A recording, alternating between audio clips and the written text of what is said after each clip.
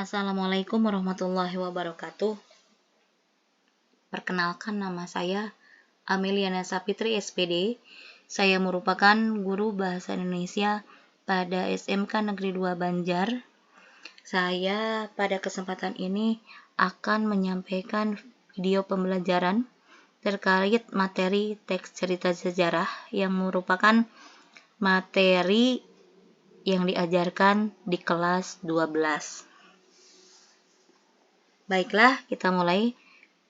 Pada kesempatan ini, yang akan dibahas adalah kompetensi dasar 3.3, yaitu menganalisis informasi yang mencakup orientasi, rangkaian kejadian yang saling berkaitan, komplikasi dan resolusi dalam cerita sejarah, baik itu secara lisan maupun tulis. Kemudian yang kedua yaitu 3.4, menganalisis kebahasaan cerita atau novel sejarah. Adapun tujuan pembelajaran pada kesempatan kali ini yaitu 3.3, peserta didik mampu menganalisis struktur teks cerita sejarah yang dibaca. Kemudian 3.4, peserta didik mampu menganalisis kaidah kebahasaan teks cerita sejarah yang dibaca. Baiklah, kita mulai mengenai materinya terkait teks cerita sejarah. Teks cerita sejarah merupakan teks cerita yang menjelaskan fakta dan kejadian masa lalu yang memiliki nilai sejarah dan penting untuk diketahui. Jadi, ada penekanan di fakta kejadian masa lalu yang bernilai sejarah. Nah, untuk yang selanjutnya yaitu mengenai ciri-ciri teks cerita sejarah. Teks cerita sejarah memiliki ciri-ciri diantaranya. Yang pertama yaitu ditulis berdasarkan fakta. Kemudian yang kedua, menggunakan konjungsi temporal yang menunjukkan suatu peristiwa terjadi di masa lalu. Kemudian untuk yang ketiga, yaitu bentuk teks berupa teks cerita ulang. Kemudian yang keempat, disajikan secara kronologis atau berdasarkan urutan peristiwa. Untuk selanjutnya yaitu mengenai jenis teks cerita sejarah. Teks cerita sejarah terdiri dari dua, yaitu yang pertama teks cerita sejarah fiksi, yaitu pengertiannya teks cerita sejarah yang tidak nyata. Kemudian yang kedua yaitu teks cerita sejarah non-fiksi, yaitu teks cerita sejarah yang peristiwanya benar-benar terjadi atau nyata. Kemudian untuk yang selanjutnya kita akan beralih ke struktur teks cerita sejarah.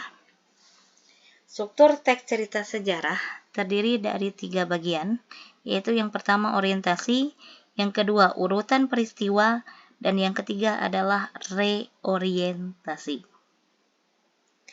Orientasi merupakan bagian pembuka yang berisi latar belakang sebuah peristiwa sejarah. Biasanya ini terdapat di awal paragraf pada bagian wacana paling awal. Kemudian untuk yang kedua yaitu urutan peristiwa. Urutan peristiwa biasanya berisi penjelasan dan rekaman peristiwa sejarah yang terjadi secara kronologis. Kemudian untuk yang ketiga yaitu reorientasi, di mana reorientasi merupakan bagian yang berisi komentar pribadi. Komentar pribadi di sini merupakan komentar pribadi pengarang mengenai cerita sejarah yang disampaikan. Pada bagian ini sifatnya boleh disampaikan ataupun boleh tidak.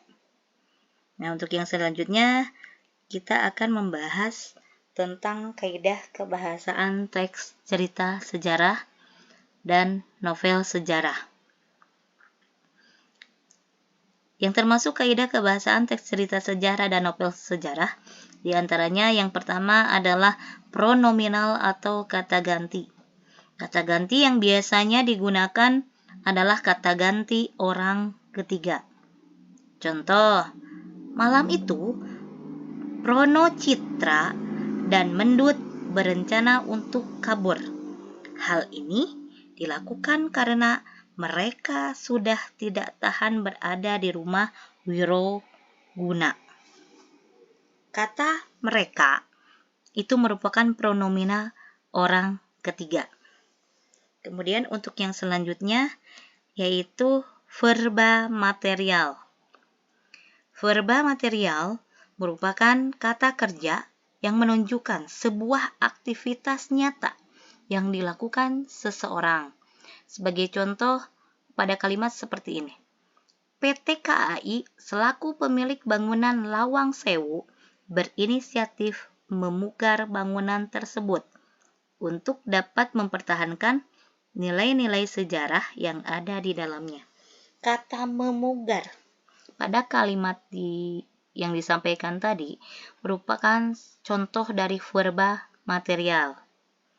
Kemudian untuk yang selanjutnya yaitu konjungsi temporal. Konjungsi temporal merupakan kata hubung yang menunjukkan urutan-urutan peristiwa berdasarkan waktu atau secara kronologis. Contoh pada kalimat seperti ini. Setelah itu, mereka kembali ke Semarang saat proses pemugaran telah selesai. Kata setelah itu merupakan contoh dari konjungsi temporal. Untuk yang selanjutnya yaitu mengenai kata keterangan.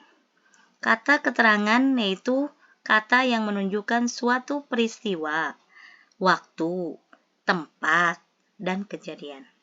Contoh pada kalimat seperti ini. Setelah ditinggalkan oleh NIS, Lawang Sewu difungsikan oleh penjajah Belanda dan Jepang sebagai penjara. Pada frasa setelah ditinggalkan oleh NIS, itu merupakan contoh kata keterangan. Kemudian, setelah memahami materi yang disampaikan tadi, silahkan kerjakan tugas berikut. Yang pertama yaitu analisis teks cerita sejarah yang berjudul Gajah Mada bergelut dalam tahta dan angkara berdasarkan struktur. Jadi nanti ditandai mana yang disebut dengan orientasi, komplikasi, kemudian reorientasi. Kemudian untuk yang selanjutnya itu yang kedua, analisis teks cerita sejarah Gajah Mada bergelut dalam tahta dan angkara berdasarkan kaidah kebahasaan, mulai dari pronomina hingga keterangan yang tadi disampaikan pada materi sebelumnya. Kemudian pada pertanyaan yang selanjutnya yaitu, apakah teks cerita sejarah tersebut mengandung fakta? Jika ada, berarti jelaskan maksud dari fakta tersebut apa dan pada bagian mana saja yang disebut dengan kalimat fakta. Kemudian yang selanjutnya yaitu jelaskan hal-hal yang menunjukkan bahwa teks tersebut termasuk teks cerita sejarah atau novel sejarah. Hal ini berarti berkaitan dengan pengertian dari teks cerita sejarah itu sendiri. Selamat mengerjakan. Ini teksnya yang berjudul Gajah Mada bergelut dalam tahta dan angkara. Selamat mengerjakan, semoga lancar. Sekian dari saya. Wabillahi taufiq wal hidayah. Wassalamualaikum warahmatullahi wabarakatuh.